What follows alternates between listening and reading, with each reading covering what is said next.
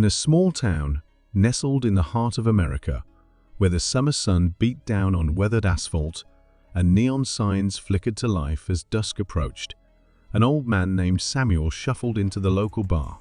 His wrinkled hands, marked by age spots and scars, gripped a worn cane as he made his way to a stool at the far end of the counter. The bartender, a kind-faced woman with graying hair, nodded in recognition and poured him his usual whiskey neat. The air was thick with cigarette smoke and the low hum of conversation, punctuated by the occasional clink of glasses and burst of laughter. Samuel sat quietly, his eyes distant, lost in memories of a time long past. He barely noticed when the door swung open, admitting a group of leather-clad bikers who swaggered in, their boots echoing on the wooden floor. The leader, a burly man with a graying beard and arms covered in faded tattoos, scanned the room with narrowed eyes. His gaze settled on Samuel, and a smirk played across his lips.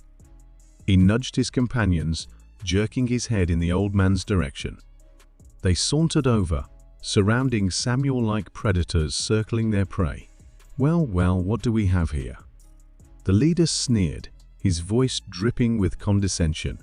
"Looks like someone's lost their way to the retirement home." Samuel remained still, his weathered face a mask of calm. He took a slow sip of his whiskey, savoring the burn as it slid down his throat. The bikers exchanged glances, their initial amusement turning to irritation at the old man's lack of response. "Hey, old-timer," one of them barked, leaning in close. "We're talking to you. Don't you know it's rude to ignore your betters?" Samuel set down his glass and turned to face them, his eyes suddenly sharp and clear. "I heard you just fine, son," he said, his voice steady and strong. "I just didn't think you'd said anything worth responding to." The bar fell silent, all eyes turning to watch the confrontation. The bikers' faces darkened with anger, their hands clenching into fists. The leader stepped forward, towering over Samuel. "You've got a smart mouth for an old man," he growled. "Maybe we need to teach you some respect." Samuel chuckled, a sound that seemed to surprise even himself. "Respect?" he repeated, shaking his head. "Let me tell you something about respect, boys. I earned mine on the beaches of Normandy, watching my friends die around me as we fought for something bigger than ourselves. I earned it in the skies over Germany, where every mission could have been my last.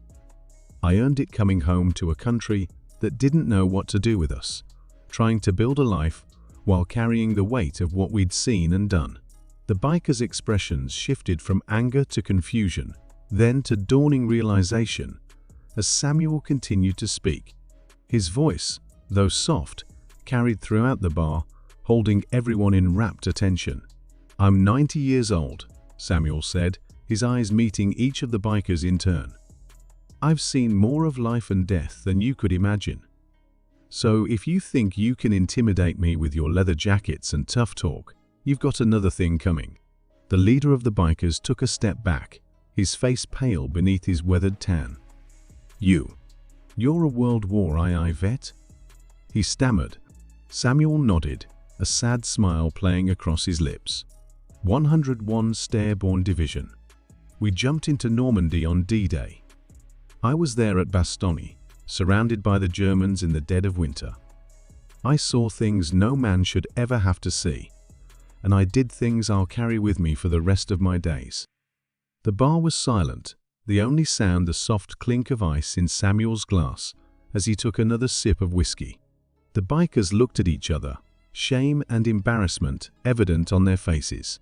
"Sir," the leader said, his voice now filled with respect, "We had no idea. We're sorry for our behavior. Can we buy you a drink?" Samuel looked at them for a long moment, then nodded. "I'd like that," he said. "And while we're at it, why don't you boys pull up a chair? I've got some stories to tell, if you're interested in hearing them." As the bikers gathered around, their earlier bravado replaced by genuine interest and respect, Samuel began to speak. He told them of the camaraderie he'd found in the midst of war, of the fear and courage that walked hand in hand through every battle. He spoke of the friends he'd lost and the memories he carried, his words painting vivid pictures of a world both terrible and beautiful. The night wore on, and more patrons gathered around to listen. Young and old, men and women, they sat in silence, captivated by Samuel's tales.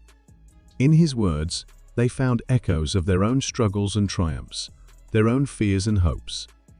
As the first light of dawn began to creep through the windows, Samuel finished his last story. He looked around at the faces surrounding him, seeing in them a reflection of the young men he'd fought alongside so many years ago. "Remember this," he said softly, his voice filled with emotion. "We're all fighting our own battles, carrying our own scars. But it's in coming together, in sharing our stories and our strength, that we find the courage to keep going. That's the real victory, not just surviving, but living with compassion and understanding for one another." The bikers nodded, their eyes glistening with unshed tears. As Samuel stood to leave, they rose as one, forming an honor guard to escort him to the door. The leader stepped forward, extending his hand. "Thank you, sir," he said, his voice thick with emotion, "for your service, for your stories, and for teaching us what real strength looks like." Samuel shook his hand, a smile lighting up his weathered face. As he stepped out into the morning light, he felt a weight lift from his shoulders.